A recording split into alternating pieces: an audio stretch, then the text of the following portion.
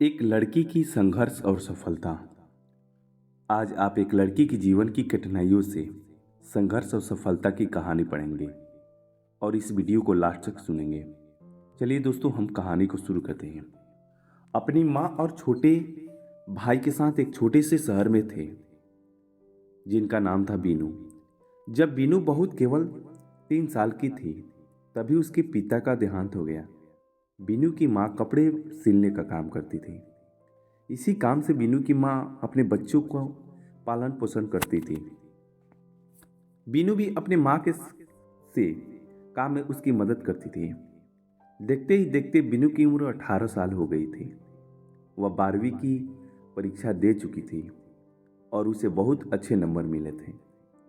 Binu engineering बनना चाहती थी, इसलिए बीनू इंजीनियरिंग की तैयारी में लगी हुई थी। बीनू ने इंजीनियरिंग की परीक्षा भी दी और उसे भी पास कर लिया। मेरिट के आधार पर बीनू को एक सरकारी नौकरी कॉलेज में एडमिशन मिल गया। क्योंकि गवर्नमेंट कॉलेज की फीस कम थी, परंतु इंजीनियरिंग कॉलेज की फीस भरने के लिए भी बीनू की माँ के पास पैसा नहीं थे। बीनू की माँ दिन रात दूसरों के कपड़े सिलने का काम कर रहे थे, लेकिन वह इंजीनियरिंग कॉलेज की फीस भरने के लिए पैसे इकट्ठे नहीं कर पाई। बीनू की माँ ने तब अपना घर को बेचने को फैसला किया। हालांकि बीनू ने अपनी माँ को घर बेचने से मना किया, पर वह नहीं मानी।